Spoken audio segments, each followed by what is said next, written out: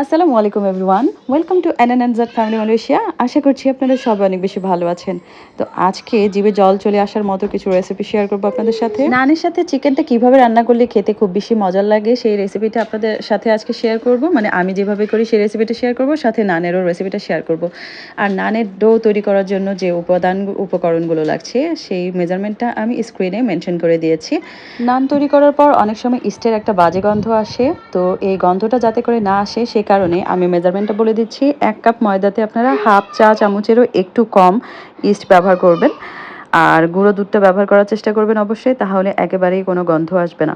আর ডোটা তৈরি করার সময় ইস্টটাকে অ্যাক্টিভ করার জন্য অবশ্যই কুসুম গরম পানি ব্যবহার করতে হবে, ঠান্ডা পানি ব্যবহার করা যাবে না। তো ডোটাকে আমি ভালো মতো রেডি করে নিয়ে 1 ঘন্টার জন্য একটা ঢাকনা দিয়ে ভালো মতো ঢেকে দিয়ে রেস্টে রেখে দিলাম, যাতে করে কোনো বাতাস না ঢুকতে পারে। তো এর ফাঁকে আমরা চিকেনের প্রিপারেশনটা করে ফেলি। তো চিকেন রান্না করার জন্য প্রথমে আমি একটা প্যানে সয়াবিন তেল দিয়ে পেঁয়াজ কুচি কুচি করে দিয়েছি, তার মধ্যে একটু সরিষার তেলও নিয়েছি। পেঁয়াজটা যাতে করে তাড়াতাড়ি ভাজা হয় সে কারণে আমি লবণ দিয়ে দিয়েছি। আর বাসায় যেহেতু ছোটো বেবি আছে, আলু পছন্দ করে, আলু দিব চিকেনটাতে। সেখানে ওই তেলটাতেই আলুটা একটু ফ্রাই করে নিলাম, যাতে আলুর যে একটা গন্ধ থাকে সেই গন্ধটা না থাকে। এরপরে আমি দারচিনি, এলাচ এবং তেজপাতা দিয়ে দিলাম। তেজপাতাটা কিন্তু সুন্দর করে কেটে দিয়েছি, পুরো তেজপাতাটা দিলে আসলে দেখতে ভালো লাগে না। এরপরে আমি পেস্ট একটা দিয়ে দিলাম। সেই পেস্টটার মধ্যে আমি দিয়েছিলাম রসুন, আদা, জিরা এবং পেঁয়াজ ফালি, এগুলো আমি ব্লেন্ড করে দিয়েছি।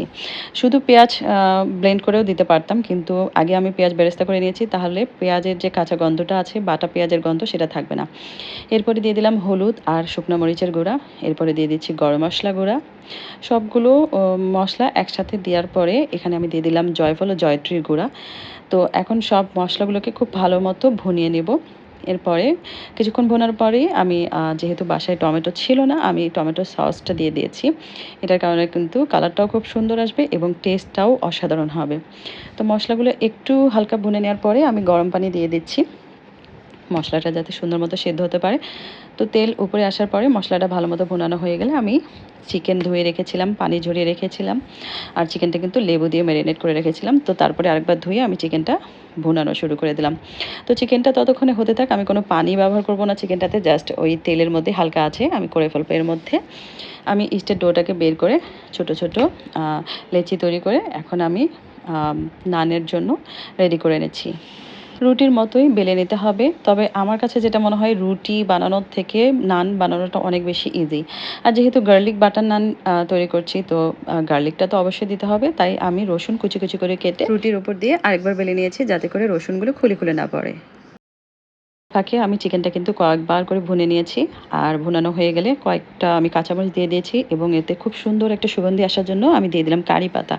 কারি পাতাটা এই চিকেনটার মধ্যে ব্যবহার করলে আসলে টেস্ট এবং কালার দুটোই খুব সুন্দর আসে। তো চিকেনটা আমার হয়ে গেছে, ওই পর্যায়ে নামিয়ে ফেলছি। এরপরে আমি এখন নানগুলো বেলে নেবো। তো প্রথমে আমি একটা প্যানে দিয়েছিলাম, সেই প্যানটাতে হতে অনেক বেশি সময় লাগছিলো, তাই আরেকটা প্যানে আমি দিয়ে দিলাম। তো প্যানটা ভালো মতো গরম হওয়ার পরেই আসলে ব্রেডটা দিয়ে দিতে হবে। তো ব্রেডটা দুপাশে উল্টানোর পরে এরকম মানে সুন্দর মতো দেখেন কালার চলে আসছে। হয়ে যাওয়ার পরে আমি বাটার উপর থেকে ঘষে দিচ্ছি, যেহেতু গার্লিক বাটার নান, বাটারটা তো অবশ্যই দিতে হবে। তো বাটার দেওয়ার পরে এটা যখন হয়ে গেছে দেখেন কত সুন্দর ফুলকো হয়েছে। এভাবে আমি নামিয়ে নিয়েছি একে একে সবগুলো নান আমি বানিয়ে ফেলেছি। এবং 4 কাপ ময়দা দিয়ে আসলে 11 থেকে 12টা নান বানানো সম্ভব। তো এই ছিল আজকের আমার গার্লিক বাটার নান, সাথে চিকেনের একটা রেসিপি। তো ভিডিওটা কেমন লেগেছে অবশ্যই জানাতে ভুলবেন না। সবাই ভালো থাকবেন।